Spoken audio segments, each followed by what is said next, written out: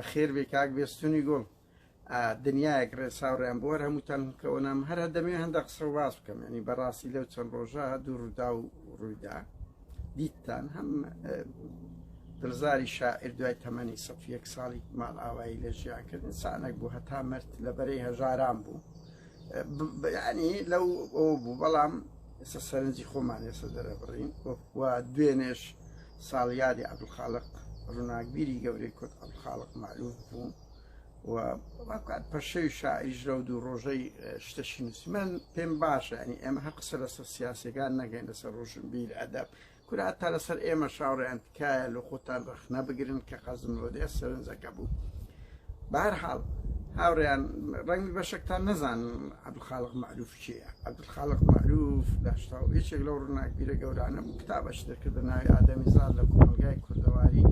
کە گفتوگویەکی سیاسی بوو لەگە ئیسلامیەکان بەداخەوە ینی مەلاکان ئەو دەمی هەموو فتوایان لەسەر دەرکرد و ئیتر دوای ئەوە لە ئازادی بەعس شەیدی کرد یعنی بەڵام ئیتر پێشتر ئیسلامیەکان لە مزگەفت و کتابەکەیان هەموو خرد کردەوە پەرتووکە بیزلاپەڕەی و دەنگدانەوەیەکی زۆری داوە بوو لە پای هەندێکێتی ئەو کات هات لە محافزیدا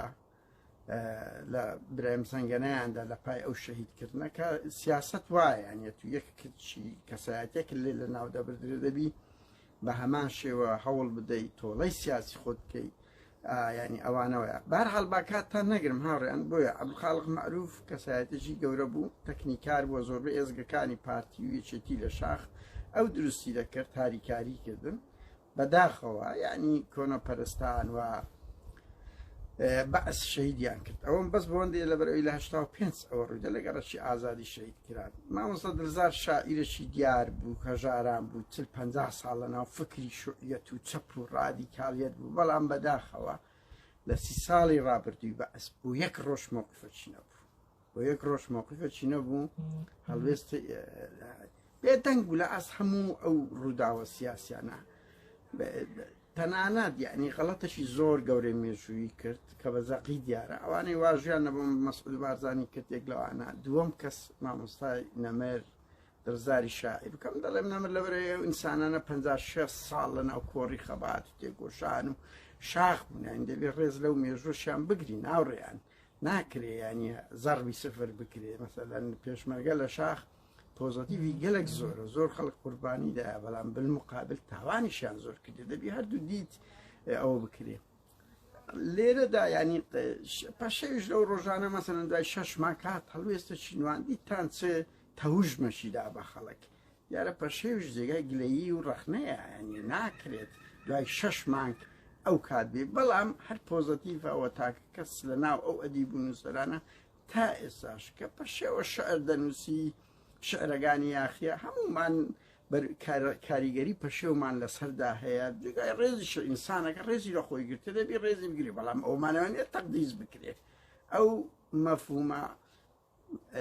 زۆر خراپە کەس تەقدیس نیە دەبین ئەسەنەوەیەک لە ناو کورت پەیدا بۆ قسە لەسەر بوونی خوا دەکات نقاش لەسەر ئاین دەکات نقاش لەسەر مەلام هەموو تەقدیسەکانی مەلا مستەفا و شێخ مەحموود وانە دەکات ئەوە شتێکی پۆزەتیڤە هاوڕێیان مادام بە زمانی دیالۆگ بێت من لەگەڵ ئەوەم زمانی دیالۆگ بەسەر کەسە لە بواری خۆی شارەزای بەهەرحاڵ ئەوەی من دەمەوێ بڵێم خۆ بنمونە پەشێو چ دەکات ساڵی جارێک دوو شعر فرێداتە ناو ئەوی بەس بە شاعیرێکی هەڵوێست ئیسابە مثلا بەس عەبدولخالق معروف تۆ دەبینی ژیانی خۆی لە پێناوی ئەوی تەرخان کرد کە دەشیزانی ئەزیەت دەدرێ و فتوای لەسەر دەرکرا و مثلا پاکانەی نەکرد تا شەهید بوو ئینسان شاعیر ئەدیب ڕۆڵەکی مێژووی لە چرکەسات دەبینێ دەبێتە پێشەنگ لە ئەوروپا کاتێک نازیەکان کاتێک تاوانی تیرۆریستە ئیسلامیەکان کە ئەویش دوێنێ لە سوید تەقینەوەیەک ڕوویدا بوو 4 ساڵ لەمەوبەر بڕوا بکەن زیاتر لە 50,000 کەس هات بە سەجادەی پێشەنجی ئەوانە نووسەر و ئەدیبەکان بوون یعنی خۆزم ڕیسکێک بوو بە هەموو ژیانی هەر هەمومان کە چوونە ناو قەرەباڵغی 4 ساڵ لەمەوبەر ئەگەر هەبوو ئیسلامیەک بێ خۆی بتەقێنەوە چی کە ڕۆژی پێشتر ڕوویدا بوو بەڵام خەڵک دەچێ لە هەڵوێست نابێ ئیشی ڕۆشنبیر و ئەدیب و نووسەر پێشەنگ بێ بەداخەوە لە کنەما ئەوشتانە نییە من ئەوەم تەنیا بۆ ئەو خاڵەیە هاوڕێیان ئەرچی ڕۆشنبیر و ئەوێ بۆیە مامۆستا دڵزار لەگەر ماڵ ئاوایی و ڕەوان شادی جگای ڕەخنەیە ینی چۆن دەکرێت 30 ساڵ ئەوە بی هیچ قسەد نەبێ شاعیر بی ئەدیب بی نووسەر بی کاریکاتێریز بی هونەرمەند بی هەست نەزوولە لە بای ئەو هەموو تیرۆرە ئەو هەموو ئێرهابە ئەو هەموو ئەو نائەدالەتیە ڕنگ نەداتەوە شعر و ئەدەب و هونەر چییە هاوڕێیان فلیم چییە ئەگەر ڕنگدانەوەی واقعی ناو کۆمەلگانە بی ئەگەنە تێکستی جوان پەخشان ئەوە کەیوی ئەوەیە لەسەر عەشق و ئازادی و دروشمدان بەڵام دەبێت ڕنگ بداتەوە بۆیە من پرسیارەکە وەکە ئەوەیە هاوڕێیان تۆ سەیرکە گیڤارە لەبەر ئەوەی کەسێکی بە هەڵوێز بووە بڕوا بکەن تا ئێستا لە هەموو ئەوروپا و ئەمریکا و بەتایبەتی ئەمریکای لاتین گەورەترین ڕەمزە لەو ئەوروپایە کە هیچ نەعەدالەتێکی بەو شێوەش نییە بە سەدان کەس دەبینی تیشێرتی گیڤارەی لە بەرە لۆ لەبەرەوەی کەسێک بۆ قوربانیشی لە چرکە ساتێکدا لە بەرامبەر مووقف خۆ زۆر کەس کە داتی بەس بەهەرحاڵ ئەو بووە ڕەمزەکە ئەگەنە هەموو ئەوانە لێ ڕاچوونەوە چونۆش ڕۆژئاوای کوردستان چیان لە گیڤارەی کەمترە شەهید بوونە بۆچی گیڤارە یان ئەوە تا دەبینی مەسەلەن یەڵماز گۆنای خەڵک لۆ ڕێزی دەگریتن ئەحمەد قایە لۆ ڕێزی دەگیرێ ئێستاش بە ئەسکردن تەزوید پێدا لۆ قادر کابان ڕێزی دەگیرێ یعنی ڕەنگی زۆر کەسی تریە و هاتێک و شاکر فەتا دام کراکە ڕەنگی کەمتان بزانن شاکر فەتا لە یەکێک لە کۆبنەوەکان لە سەئەنفار قسەی بە بەعسیەکان گوت و ئەدامیان کرد لە تەمەنێکی زۆر پیریش ئەدامیان کرد یعنی ئینسان وایە کە تو قوربانیەکتدا کە تێکۆشایی کە لە پێناوی مەبدەئەک ئۆتۆماتیک خۆت فەرز دەکەی من هەر ئەوەندە ویستم هاوڕێیان نامەوێت کاتتان بگرم ژیان یەکسانە بە هەڵوێست و جوانی دوو کە تو بانگەشە شتەکت کرد خۆت پێ کوردستانیان ئێدەبی هەڵوێست دەبی خۆت پێ ئازادی خواز دەبی هەڵوێست دەبی کە تلەوەی بێبەش کرای ئیتری ئەنی چ دوای ئەوە ئەدیب و شاعیرانە یانی وەکو گوتمان بەرزترینیان عەڵڵا پەشەوی شاعیر تێکستێک دەنووسیتن بەس بە مووقف حسابەوە دەوری خوو باڵای خۆیە کە دەستی خۆش بێتن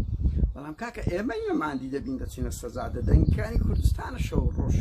ڕوبەڕووی گرتن و کوشتن دەبێت ئێمە لە ئەوروپای شەونخوونی دەخۆن و ئەوانەی کوردستانی شەمەوە دەنگان ئەوان قوربانی گەورەکەی دادەنێن و ئەیاز و شێروان و گۆدار و شمەلاشوان و هەریڤان ئەوانن ئازادی خوازی ڕاستەقینن کە 6 مانگە لە زیندانی فاشستی پارتیدانە یعنی ئەوەی کرد هاوڕێن وەخت خۆی ئێمەمانان ئەو ئەدیب و شاعیر و هەمومان چەند تەسیریان لەسەرمان هەبوو بەڵام ئێستا کە کام ئەدیب و شاعیر تەسیری لەسەر خەڵکەیە نەما وەختیان نەما بۆیە یعنی تقریبا مرد ڕۆڵی ئەدیب و نووسەر و شاعیر لەسەر کاریگەری لەسەر کۆمەلگان مرد وەختی خۆی کاکە ئەو کەمال مەزەرە تێکستەشی دەنووسی ئێمە هەموومان معجب بووین پێی گۆ بەختیار عەلیار لە جەریدەی باسی نووسی و دنیای کەتە دوو ئەوە ئاڕێیان من نامەوێت باسی ئەوانە بکەم یعنی تێکست ئەگەر هەڵوێستی لەگەردانەبی هیچ زیندوو بوونەوەی نییە تۆ دەبینی عەدنان کەریم ئەو هونەرمەندە دیارە و جوانە و هونەرە ڕەسەنەی هەیە بەس کە 2000 مەدالیەی پارتی وەگرت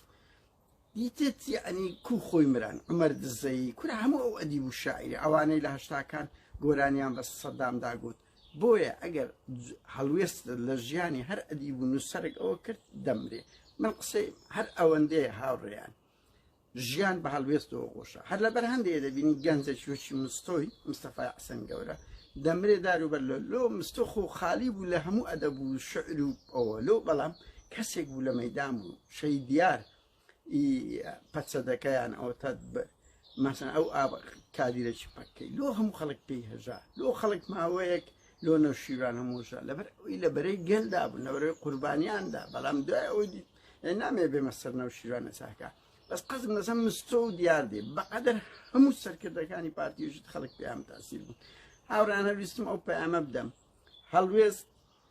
ئەدیب و نووسەر دەبی پێشەنگ بن کە پێشەنگ نین دەبی بەلای کەم هەڵوێستەك چییان ئەم جارێک بە عەبڵا پەشێوم گوت ڕەنگی دیسان تووڕەبی و کاکە شعر نایە کورە سێ دێر بنووس سێ دێر ئاوە ئەو مووقفەی نووسی بزانە چەند جوانیەکی بە خۆی زیاتردا چەند پۆزەتیڤێکی داد و چەند تەسیری لە بۆ ئێمە خەڵک کرد ئەوانە کاریگەریان زۆرە لەسەر کۆمەلگا نوخبەی هەرە ئەوەنە هەموو کەسێک دەتوانانی کاکاوی لە کوردستانە بە وەکو مەقسە نەکە بە وەکو عەبڵا پەشێژە ئەوروپا بەس خۆ پێی دەکرێت ئیدانەی گرتنی ئەو کە هونەرمەندە ئەدیبە بڵێ کاکەم دشی گرتنەیمە بەس معقول نییە تۆ لاو لێرە دابنیشی ئەدەب و شعر بە خەڵک بەفرۆشی کەچیت باسی خۆت پێ کەڵە ڕۆشببیر و کەرادیبی کەچی لەو لای پێنج زیندان هەموو دنیا لەسەری بە جواب بێ ئەت قسە نەکرد بۆیە ئەلێرەدا تێکستەکان دەمرن دنیایەک ڕێز